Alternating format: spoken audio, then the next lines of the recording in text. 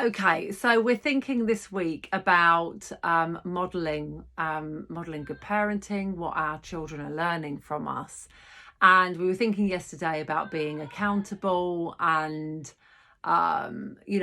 knowing when we have got something wrong, acknowledging it, and if necessary, apologizing for it.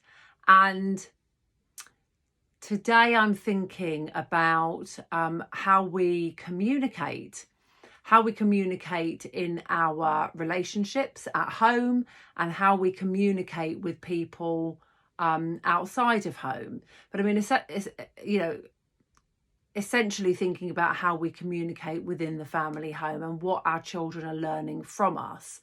So this is probably, I mean, the way I'm thinking about it now is if you are a two-parent family and how you communicate with each other. But it's not just about being a two-parent family.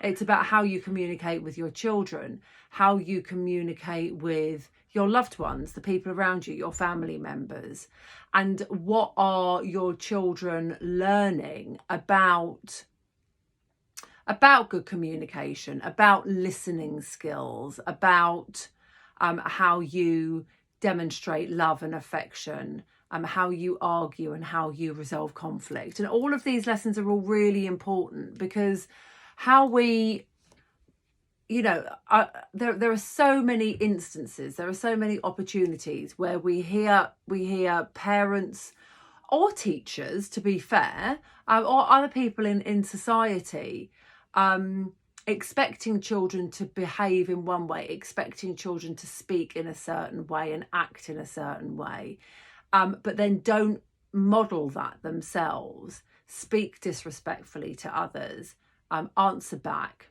talk over, shout, interrupt, like whatever it is, and then get frustrated that the children are doing the same back. I'm not just talking about little children. I mean, I'm talking about teenagers and young adults too. And there's often memes, aren't there, that I see on Facebook around I didn't realise how much attitude I had until I started raising a mini version of myself. And I know that's said tongue in cheek, but often that's absolutely true. And that's, I know that with my own children, that they're especially my eldest. She's very confident, very articulate, very outspoken, and that's great as long as she is also respectful and compassionate and mindful of other people's feelings.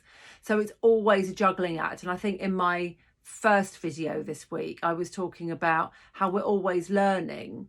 We or maybe it was in a previous video I did, but how as parents we are always learning from our children. It's not just that our children are learning from us.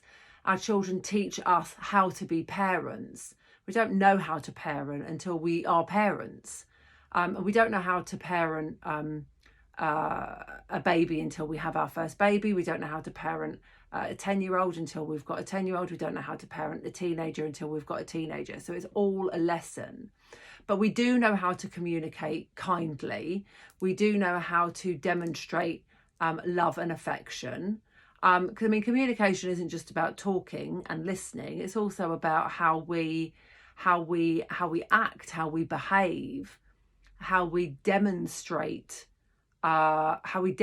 compassion, how we demonstrate loyalty, how we demonstrate all of the things that we expect our children to know.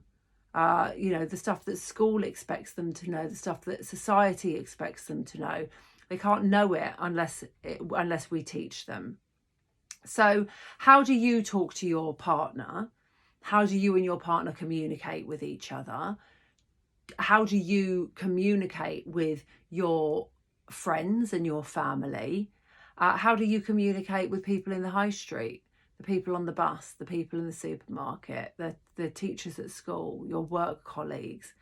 What are your children learning from you about how you communicate? And then also we need to think about, how do you communicate with yourself?